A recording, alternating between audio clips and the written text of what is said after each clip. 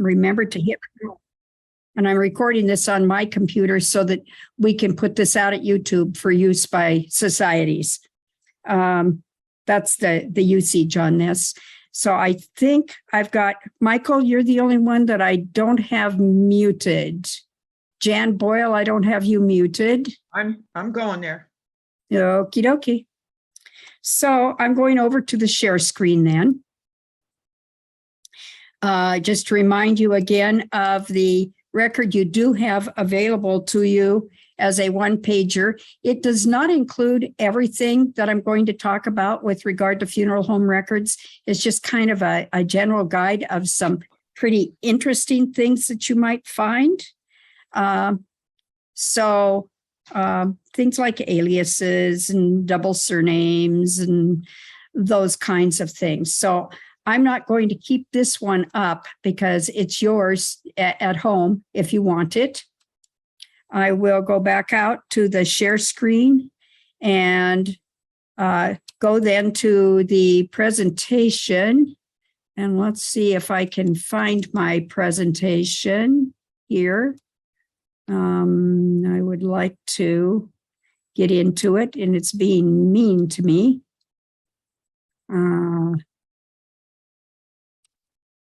There we go. I'll get to the slideshow. I just had to put this from the beginning. So hopefully you can see the screen.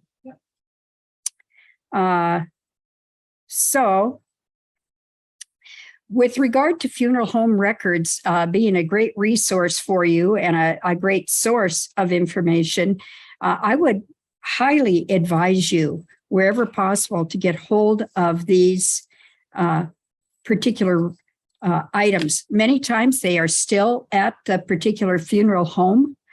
Sometimes those records are held by historical societies, so you could check there within your county. Sometimes they're held right with a local genealogy society, and that's a good source too. However, you may have to go right to the funeral home place itself or to the succeeding funeral home in order to get that record. Let's talk a little bit for just a second about playing nice with them, because sometimes it's very, very hard for them to find the records. If you saw the types of card records that I'm familiar with, or even the type of paper records that I'm familiar with in terms of those items for funeral homes, then you're aware of the great differences among those records, the ways in which sometimes they have to search through files to find those. So please be patient, please be courteous. And if you do obtain a record, write a little thank you note to them afterwards. It's greatly appreciated. And you're paving the way for other genealogists to be able to get those same records.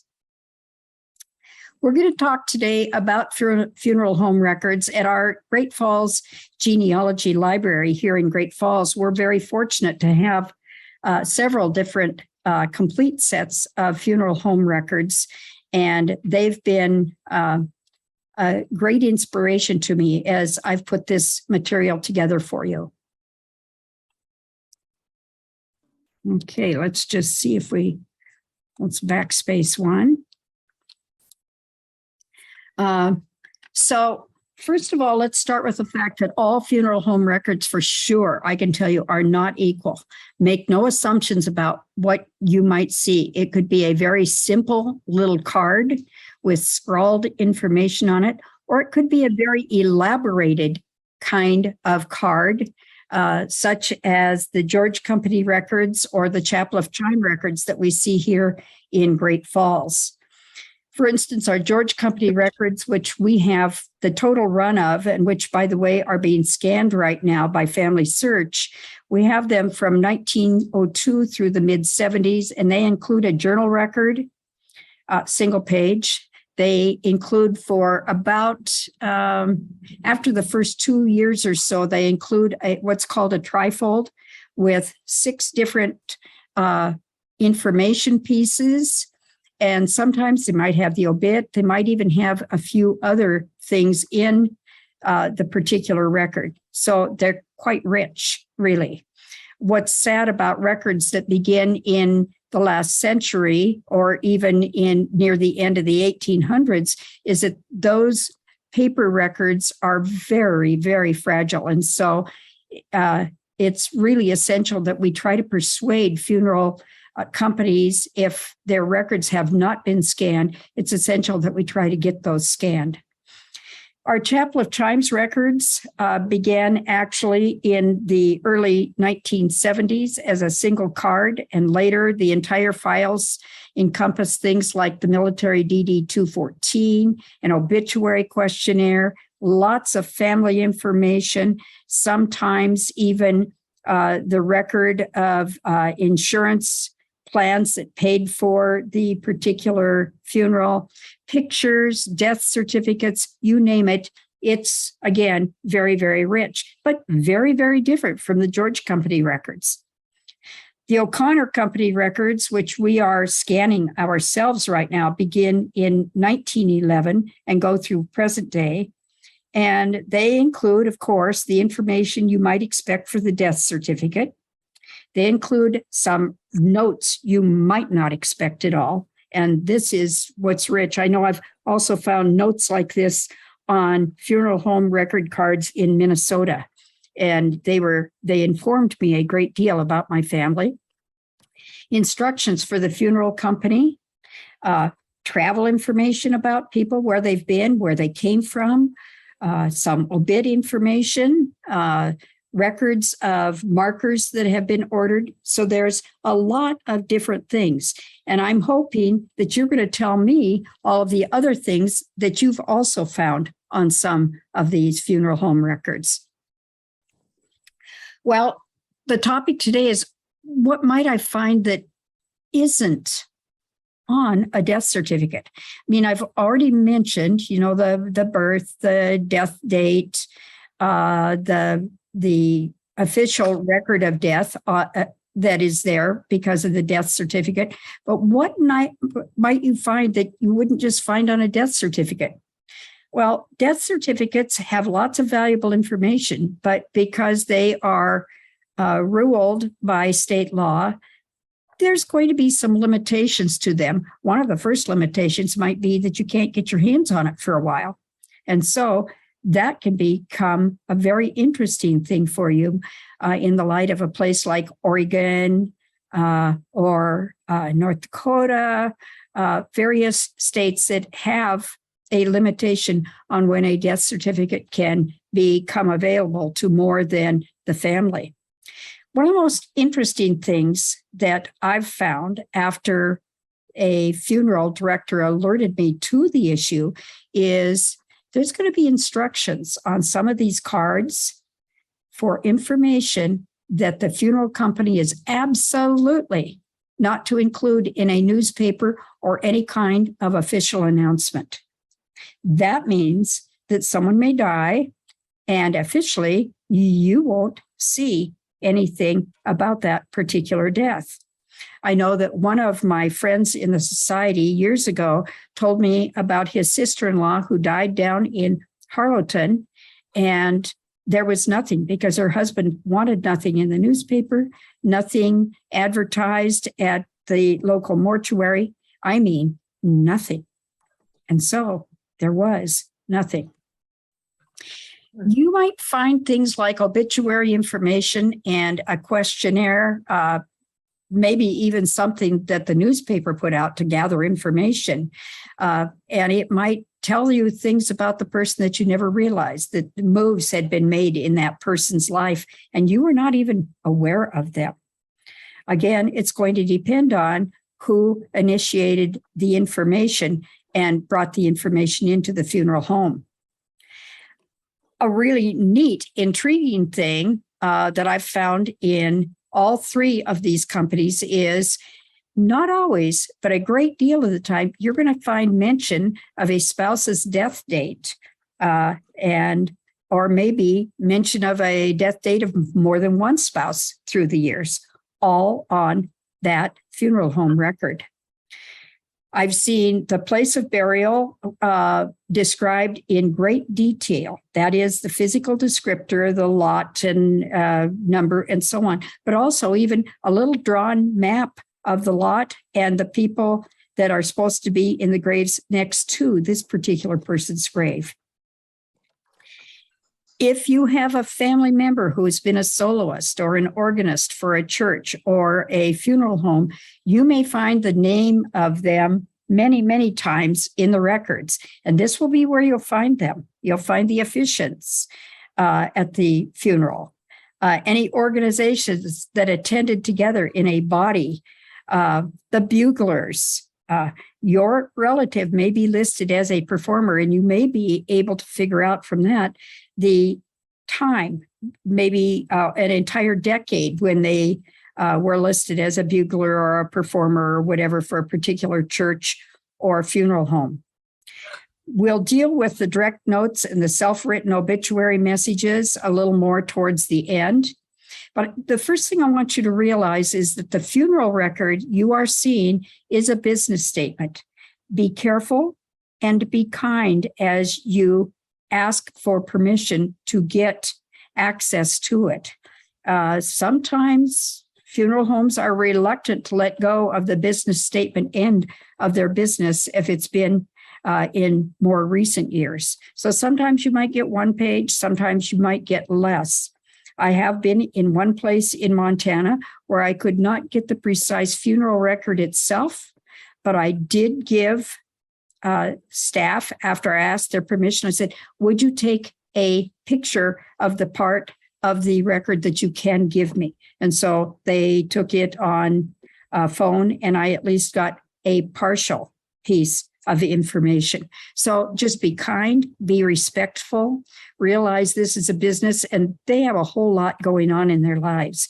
They also have to pay careful attention to state laws.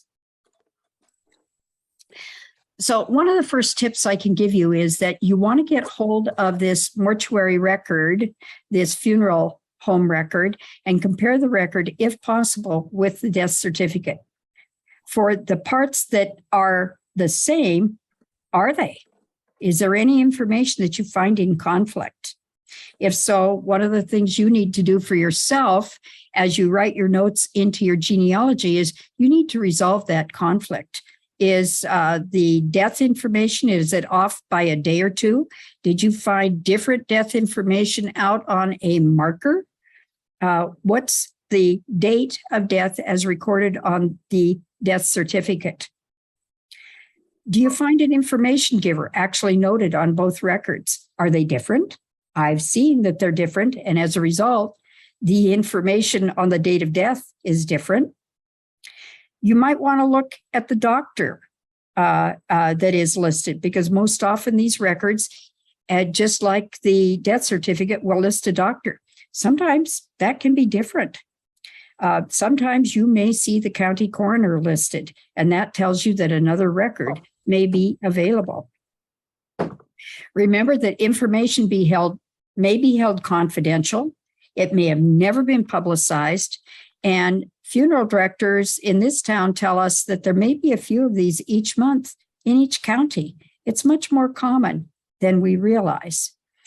So getting that information may solve a family mystery. For instance, if you know a person who died, the death was not known for years, and then you find out that Uncle Jimmy actually died 10 years ago, but at his request, there was nothing anyplace. Just the death certificate issued quietly. Here's an example, which I cannot show you the precise information because that would violate the person's wish regarding their name. But the example involves a decedent's death, which was never publicized, and it was kept private. The instructions that I read on this funeral home record is, do not put in the newspaper or on the radio, and do not publicize this in other way. In this case, I know personally that other family members were never told. This is a woman who died on November 25, 1974, and it was her wish that there be no announcement of her death. She happened to be a resident of a foreign country. So the usual thing for Social Security notice being reported eventually, that didn't work. The death certificate was issued, just one, to the son. This person was cremated. There was no cremains buried anywhere that we know of, and the cremains were given to the son. Thus, the family overseas never knew. And most of the family here also never knew. You'll see this privacy issue this way. This is on an actual card. Do not publish in newspaper is what it says strongly right across this record, meaning you may have all of the other information. You may, as the funeral home, write the death certificate and see to it that the doctor signs the death certificate and you give it to the county person responsible, but no, it's not going to be advertised.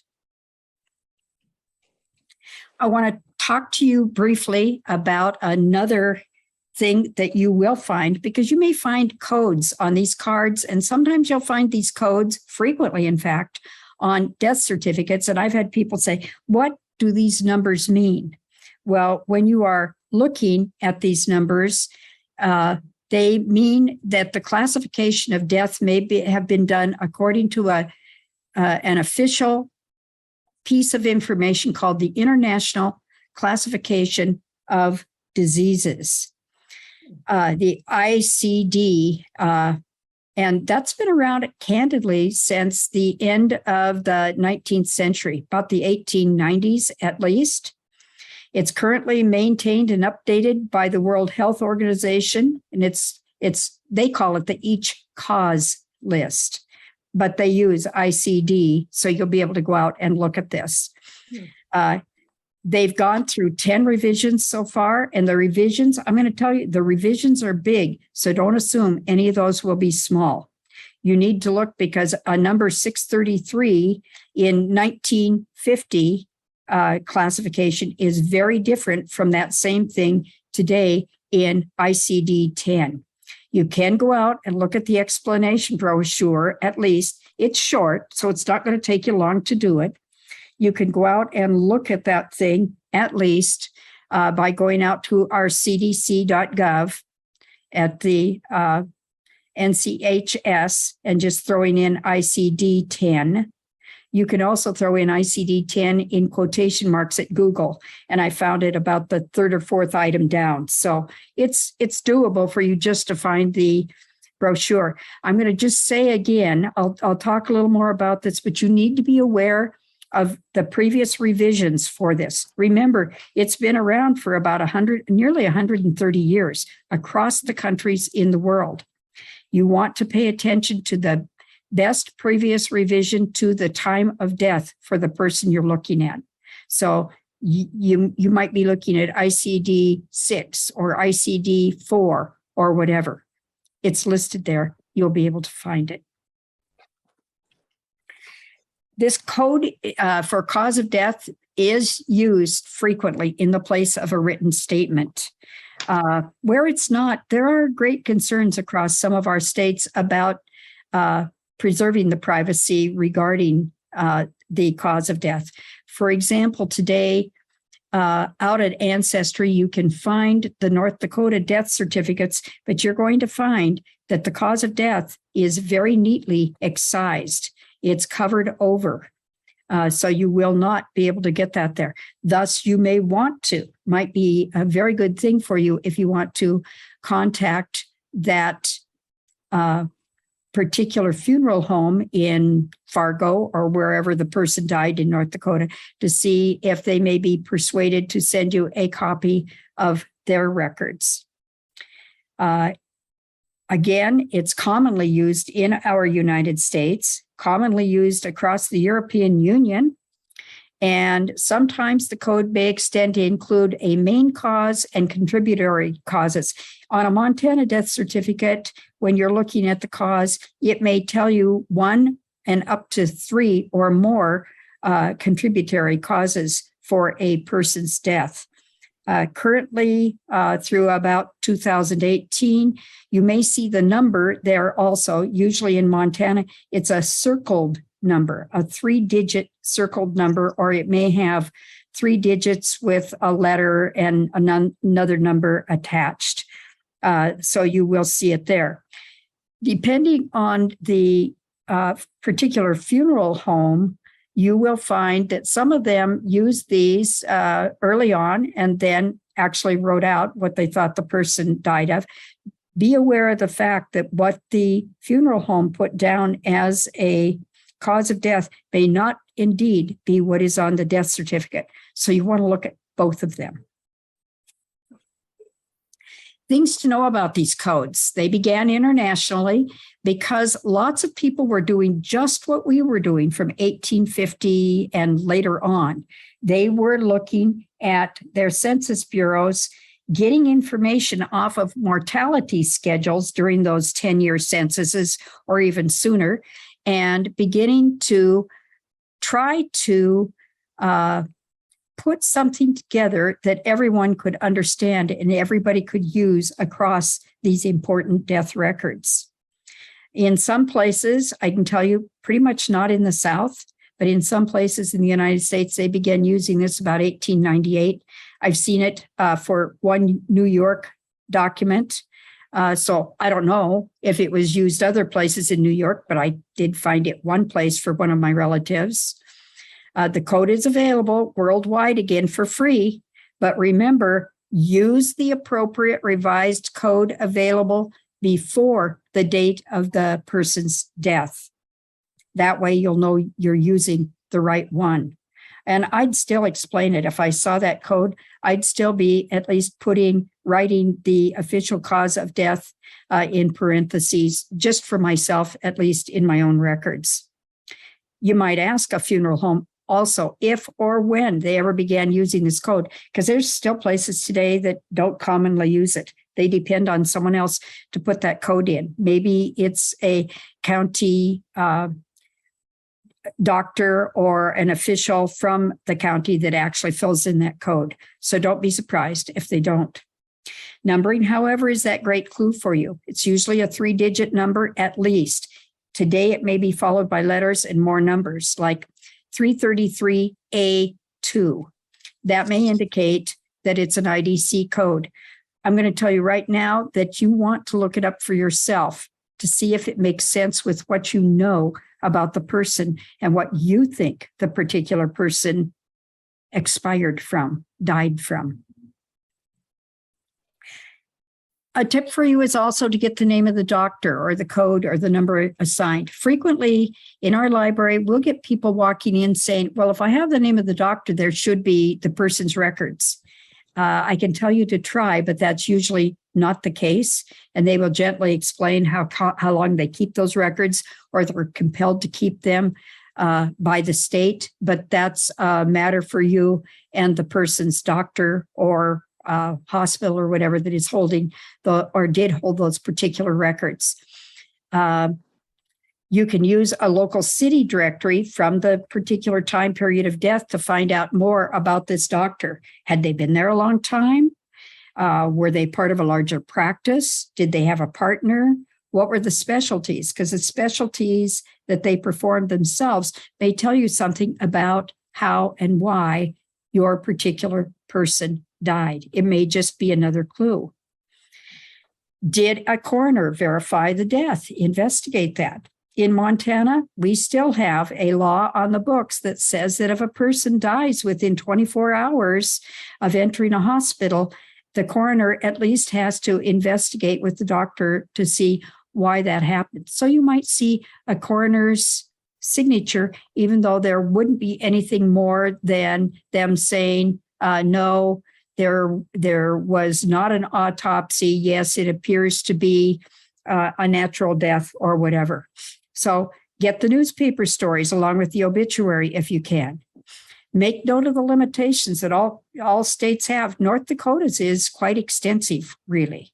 And so you may wish to find some things out, and you may never know the precise cause of death.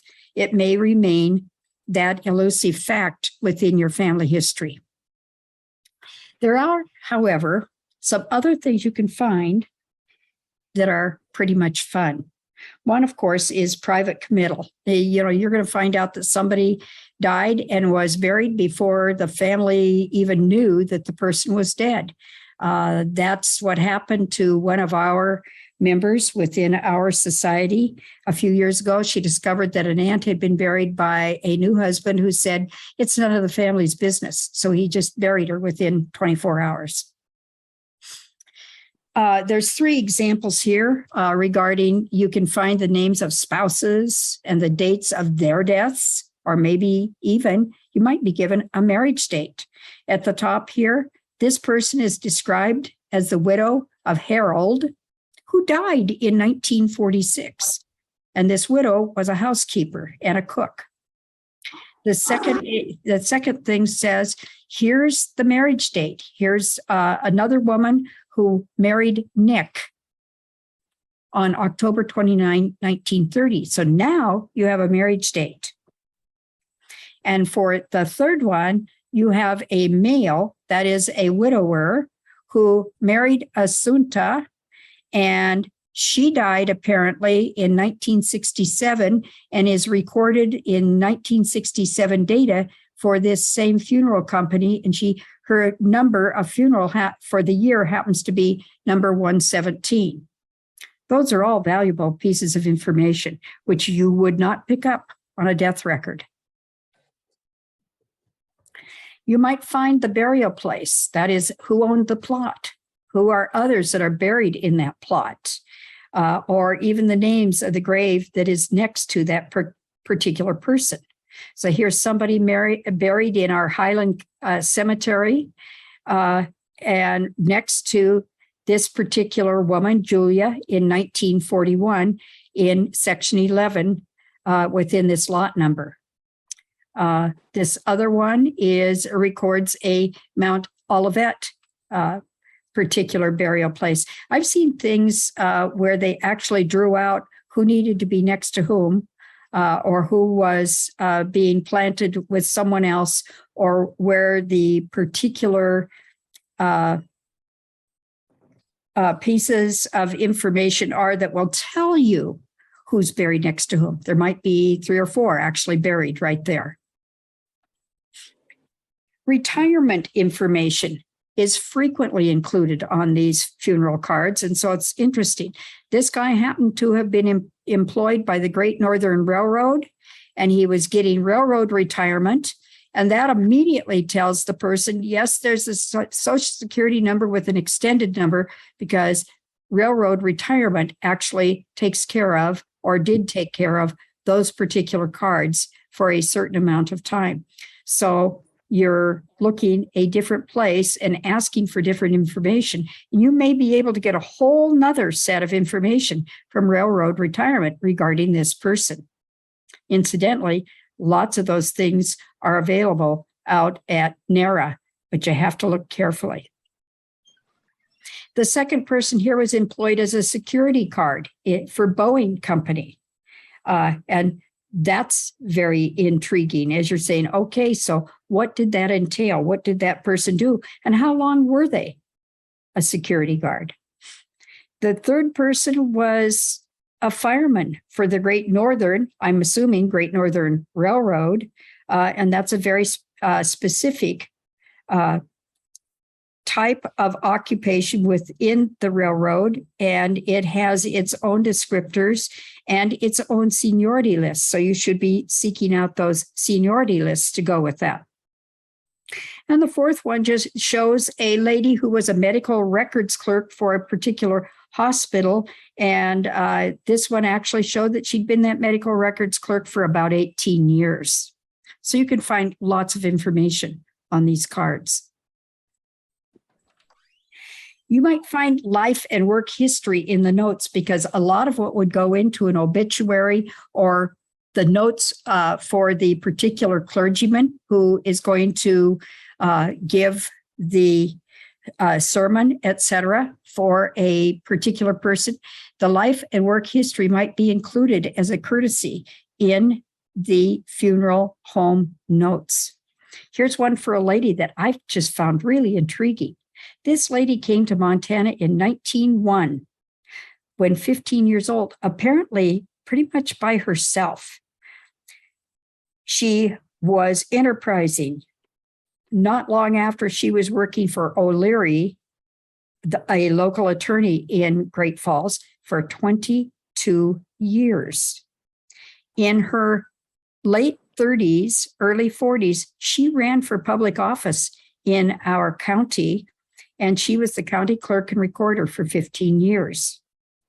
When I looked at the notes, it was fun to see that she was described as very independent, and she lived to be 90. I bet, I never knew her, but I bet she was well worth knowing.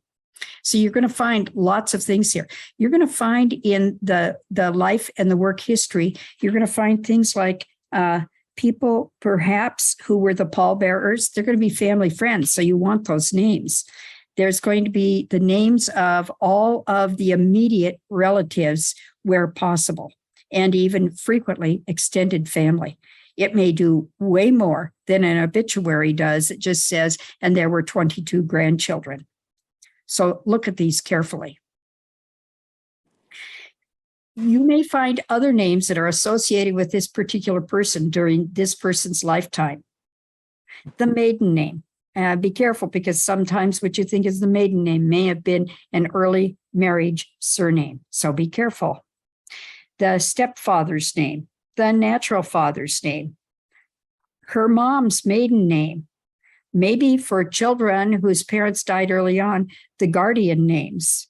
And frequently, again, in those listings, even though they may not be in the obituary, the surnames of half siblings and sometimes the addresses. It can be very interesting for you. You'll find marital status. Marital status is really interesting, because if you never married, but you say that you're a common law wife, which in this instance, I'm seeing one here, then number 10 on a death certificate, married, never married, widowed, divorced, specify is not, because there's 4 choices there.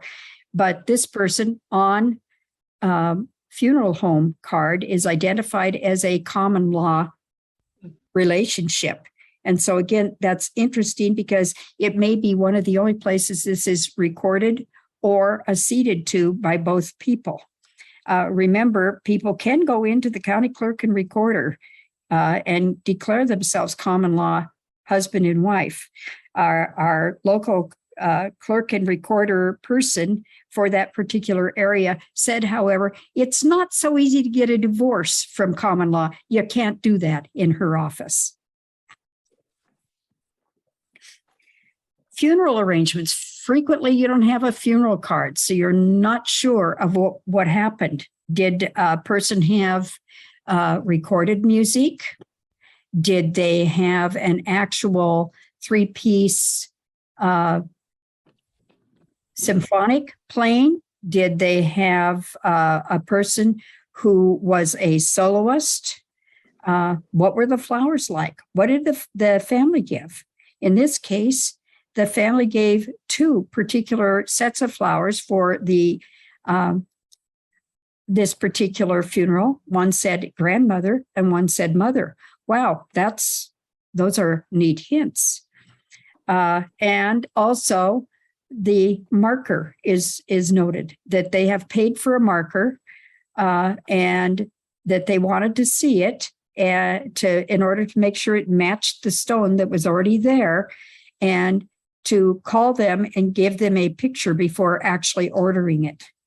So you'll see all kinds of things on these cards that can be very, very helpful. Sometimes you'll find that the orders weren't carried through.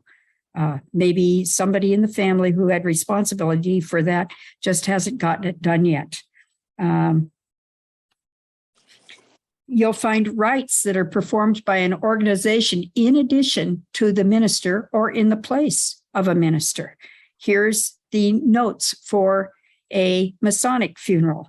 The services are at Monday, 2 p.m., O'Connor Memorial Chapel, with Euclid Lodge Euclid Lodge, number 58, AF and AM, conducting ritualistic services during the time. Then there will be military honors and a bugler performing. And out at the graveyard, there will be a Masonic graveyard committal service. So that tells you a lot. And by the way, if you find these, then you need to go to the local Masonic Lodge. Again, be very, very nice as you make your request. Make it in writing. Ask for any information that they have organizationally about this person. Did this person go through various chairs within the organization? When did they join? Which particular organization did they join? For example, in Great Falls early on, there were 3 different lodges, and all of the information for those 3 different lodges happens to be contained right here in Great Falls at the Masonic Lodge. I'm sure in Helena and in Bozeman and in Billings, various places, that is true also. Or maybe it's contained at a state level. For military rights and honors, you may want to ask. I know that, for example, our Chapel of Chimes data doesn't have all of these things, but boy, it has a lot. Sometimes it's the DD 214 from the military, which proves the discharge, whether it's honorable or not, so that you can apply for information for a little bit of burial money to help defray the costs of the person's burial. This might be found in a person's personal papers, or you might be able to get a copy over at the county because, for example, after World War II, people were asked to go to their local counties and record their discharge so that there was a place that the paper, the particular DD 214 was recorded. Is there a Burroughs file mentioned out at Ancestry? That's Burroughs stands for Beneficiary ID Records Locator System Record. And if there is, there's going to be a card there. And out at Ancestry, you might find some very interesting information. That's also true for Korean, and I'm not sure of later, but I think also the later wars or police actions in which we've been involved. You might find things like a hospital admission file, if wounded in World War II, or even in our Civil War, if your person happened to be a Union soldier. So it's another place to get this kind of information that you will not get on a death certificate. Just the mention of a military discharge can aid your hunt in recording a military record and getting those records for when the person entered, when they left, and so on, and whatever medals they might have or units that they belong to, or later organizations that they belong to. They're all going to be helpful to you. Be aware that funeral homes have the very devil when cemeteries change their names, especially mid-course within a year. The Manchester Cemetery near Great Falls went under, as I say, it went bankrupt in about 1976, and promptly a new cemetery association was formed from the people who had purchased lots out there. Understand, they were very upset because they had the lots, but suddenly, since it was bankrupt, they didn't have the necessary or could not get the necessary paperwork very easily to get a particular person buried. So you'll see that there's a strike through on this particular thing. It says, yeah, no, it's at Sunset Memorial Gardens. Oh, that's right. That's the new name, but we can't call it that yet because it's not official. So it's still the Manchester Cemetery. So you need to be aware of these and say, are they the same thing? Are they different? Are they across the road from one another? Whatever. It's still going to tell you here that this person was buried in Block 17A, Unit 142 in the Garden of Christos. So even though O'Connor Funeral Home knew the eventual name, this individual was officially buried at Manchester Cemetery. And that's what you would find in the newspaper. Just a few weeks later, somebody being buried almost right beside them, however, would be recorded as under Sunset Memorial Gardens. I'm just going to take a second here to also tell you, you need to go out where possible at a county level. You can do this at Find a Grave. For example, find all the different cemeteries that they know of that are available for a particular county. You're going to be shocked to see how many there are within a county. Take special care also with your recording of this funeral and placement to record the actual burial place under its legal place name at that point. You're going to be helping them later also by putting in parentheses, later this was whatever it is, like Sunset Memorial Gardens or whatever.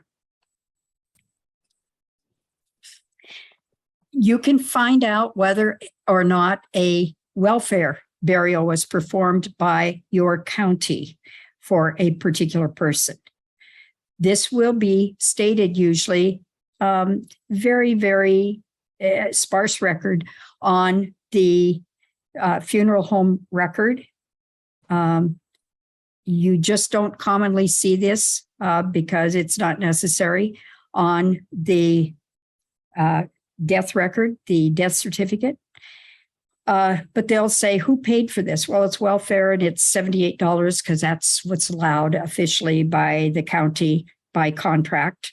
In early years, for instance, in Cascade County or in Lewis and Clark County or Flathead County, any place in Montana and in other states, the county commissioners contracted at a specific rate by the year.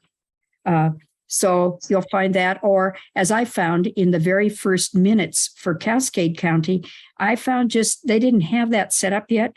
So there was a reference to the payment of 2 gravediggers at $8 a burial. So I knew that there'd been 2 burials. I didn't know who the people had been, who they were. And I couldn't follow up on the gravediggers because they weren't in the city directory. But by golly, the county commission did record that they paid for 2 burials.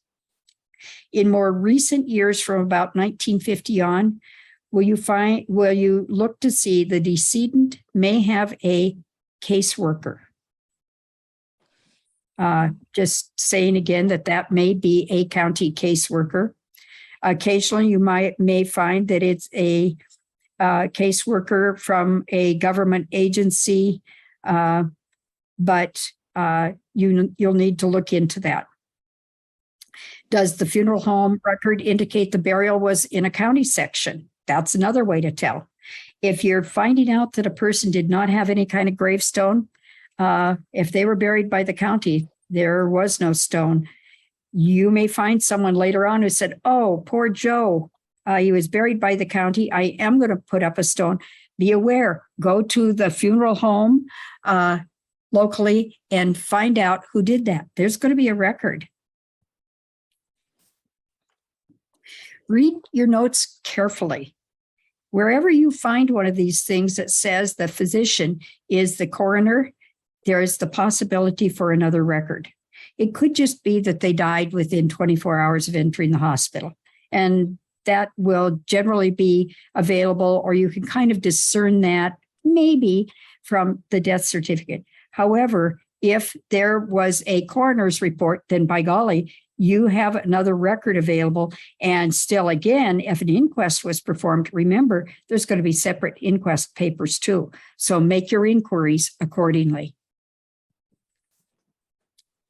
Maybe people ask for proof of marker, when they're saying, put a marker up, I've told you what to do. I want you to take a picture and send a picture to me to prove you did it. And so you'll see something on a burial record that says, bill me when it's taken to the cemetery and take a picture. I'm showing you one that happened with my grandparents, Mary Nanick and Oscar L. Lee. As grandchildren, we put this up considerably later when we discovered that there was no marker, there was no stone. And Conrad Funeral funeral place in Conrad Cemetery, I should say, in Kalispell, Montana, was very nice about taking this picture for us. You might find the precise number of days lived versus just getting an age on a death certificate. This particular person lived 87 years, 4 months, and 29 days. Or in the second case, the other thing listed here, you might find the date of birth and an actual place within the Czech Republic that records where they were born, instead of just as on the death certificate, Czech Republic. Want to check? There's neat stuff at these things. Again, cremations give rise to even more records. Be aware that when there's a cremation, there may be more records, especially if the body was taken to a crematorium separate from the particular funeral company. So it depends on the era in which the cremation occurred, because lots of them today have their own. And so it may all be recorded on one piece of information, and you can just ask and say, is there any more information? However, through World War II and approximately about the 1960s, it was different, at least here in town. In Great Falls, there was one crematory, and it served many companies and many places across Montana and actually across other states. For example, when Diane Green was looking at the records for our particular crematorium here, Hillcrest, she discovered that the Japanese people who had been interned during World War II and were down at Heart Mountain, Wyoming, anyone who died there, their bodies were sent to Great Falls, to our Hillcrest crematorium for cremation, and then the ashes were returned to relatives at the camp. This enabled our society to be able to give the Heart Mountain, Wyoming internment camp a list of those people that had actually died, been cremated in Great Falls with their ashes returned. So it depends on when that particular cremation occurred and under whose authority. So you want to get those funeral records if possible, because it's going to resolve some family disputes and some spats. I got a great look at the Hillcrest Lawn Memorial Association records for a person in the 50s. Generations later, family members were still disputing who actually got the cremains, or if the cremains were ever given to the family. And if so, where were the cremains deposited after the funeral? I was able to show people with a very simple card, a record of from Hillcrest, that no, the person's ashes were not deposited at Hillcrest Lawn Memorial itself. So they were not there. And because they said, well, they're not available out online at Find a Grave, and most of them are. That's true. And no, the person's ashes were not buried at any cemetery, but yes, the designated person, the decedent's sister, actually did strew the ashes in the Missouri River as promised, at least according to the funeral home itself. I hope that settled the issue for them. Maybe it will, maybe it won't. I want you to remember that funeral homes are a business, first of all. So a funeral card or funeral information includes basic information like costs, for example. And so sometimes they're reluctant to share parts of their information. And again, if they don't want to share that part, ask for the part that does not have the cost and say, can you give me certain basic information that excludes that? Or maybe they want the Social Security number excluded. Or maybe they want the Social Security number excluded for the person who is still alive but paying for that particular funeral. So they do have their good reasons. If you're looking for costs, for example, and something is mentioned that a funeral costs $78 or $780 or whatever, you can go out and go out to the CPI inflation calculator and you can look, or you can do just a simple thing like I just put in quotation marks out at Google, prices 1950 versus 2022 to get to a reference company notation where I could compare those simply and look. And they told me that $20 in 1950 is worth about $246 today. And that's rough. It's a rough comparison.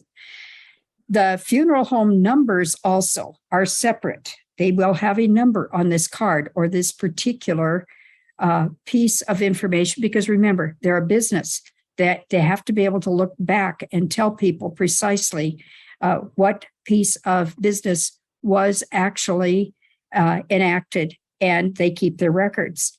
So it reflects their practices and their cooperation with other funeral homes, because sometimes you have to send a body elsewhere, or sometimes a body even comes in from elsewhere.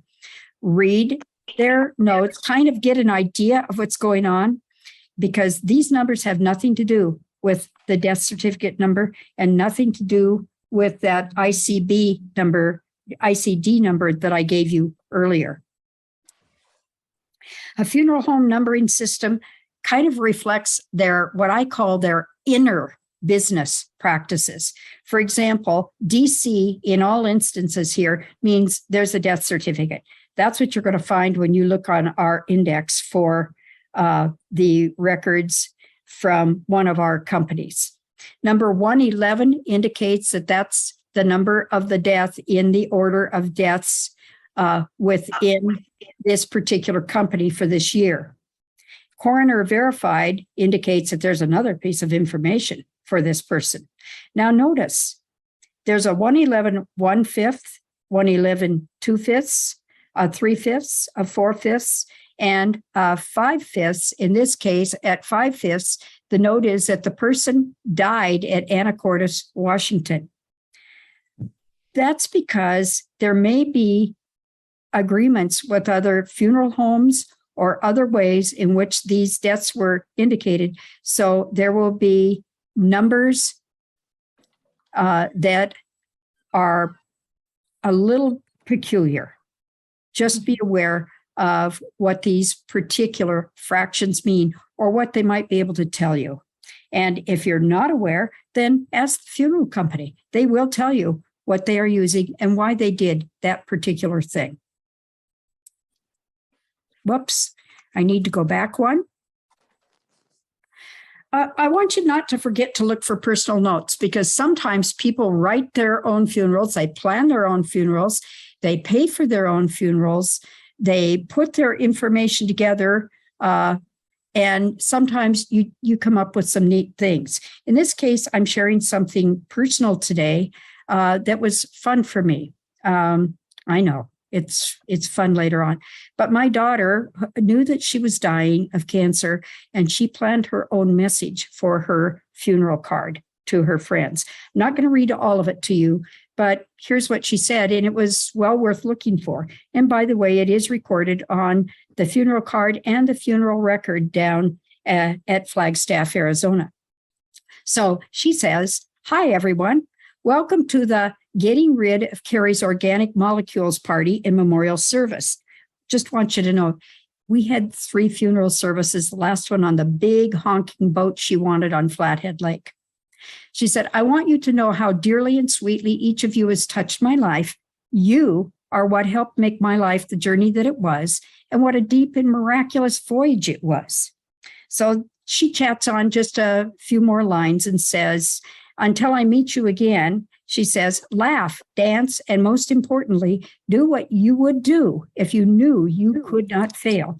With deepest love and gratitude, Carrie." Now, I've seen many messages like this within the records, and so it is well worth looking. I want you to make yourself aware of the fact that if you have a person who serves in the military and they are going overseas or going to a particular assignment, they are asked beforehand to write a farewell letter. Some of these things are going to be available. So with that, I'm going to stop the share. I think I'm right on about 55 minutes. I got close. Let's see what we have in the chat room. What platform? I've got a question here that says, Michael says, what platform would you recommend? I've used Ancestry. It's pricey. I would go out, Michael, and first of all, you can look at Ancestry. You can look at MyHeritage. You can look at Find My Past. You can look at all the big ones, including Family Search, which is free. And you need to decide what they have that you're going to be able to utilize. It's not magic. Ancestry has records, again, that are different from other places. And if I were looking at Europe, I'd want to also make sure that I looked at the records at MyHeritage. Even if Ancestry has some of those records. On the other hand, if I were looking at records for the United Kingdom, I'd want to make sure I was looking at Find My Past for the records that they have that they bring on all the time, and for the records that are available through MyHeritage. So it's not magic. I could help you with that, however, if you just let me know. Let's see. So there's one. Let's see. Or do we? Dan, while you're looking, you forgot to mention my favorite one where they specifically asked for 2 different limos because there was no way the sisters were going to sit next to each other in a car. That is my favorite one. Thank you, Cheryl. Regarding the George Company records for Great Falls, I will not mention the name of the 90-some-year-old dude who had expired. There weren't many people to be at his funeral, but the records are stark. The funeral record is fun. It says, we need 2 limos for his sisters. They hate each other. So frequently you will find things like that, and those family spats and those long-standing feuds will be revealed to you.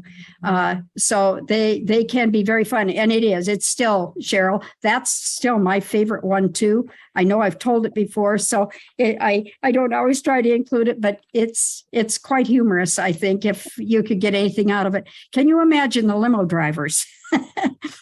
As they went first to the funeral home for the service, second to the particular place that the person was being interred at Highland. So fun times.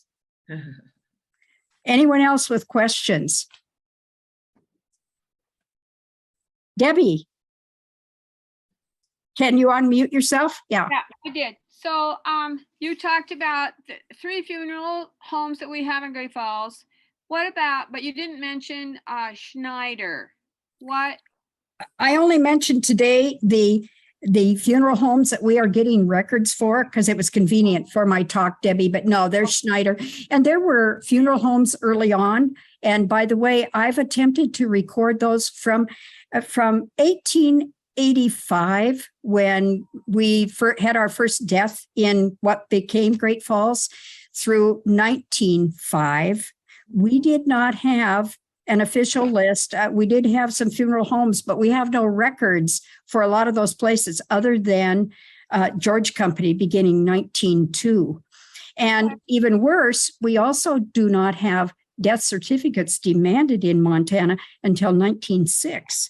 So if you come into our particular facility here in the library, we have created a list of all of those deaths that we know of from 1885 through 1905. And we've also attempted, it might be a single line that says, Joe Shabanik's kid died last week. And that's it. That's all there is. But we do have that here. Okay, that explains it. Thank you. You're welcome. I have a question. Okay, Jan. Can we request a copy of what you showed on your presentation? Yes, you may, and I'll be happy to do that. I'll write my notes up and just record them. It's been very interesting. I looked at those, and I really have to send those. If I'm doing it, I have to send it electronically. The paper notes, some of those things from those records are very, very faint when I run them out. you can run them out. But yeah, I can do that, Jan. And I'd be willing to pay for that too, Jan. That's, if it's electronic, it's not a problem. Deb? You too? Okay. I can do that. If people would like those, they can request them. Sometimes my one pager is way enough for some people because I realize I do go in depth. But I hope you've enjoyed this presentation on funeral home records. I hope it inspires you to go after them, to look at these records if they are available, and to be kind with the companies, because it is difficult for many of them. As they are looking up records. And sometimes you'll find that they won't find a particular card for you or a particular thing because it may have been misfiled. And we have to be really understanding of that. I'm still looking for my great-great-grandmother's funeral record from North Dakota. I know that it's there. And guess what? Even a relative had the funeral home, and the successor people do not have that record. So sadness, but that's the way it is. Anyone else? If there are no further questions or concerns, then I will tell you adios for this week. And we will, I think that we go about the third week again, not the second week, Cheryl, but the third week of November, but we'll see. I'll get a note out to you as to the next thing. Thanks much for today. Yeah, thanks much for today. And I'm going to end this now, and have a good week. Thank you. You too. Thank you. You're welcome.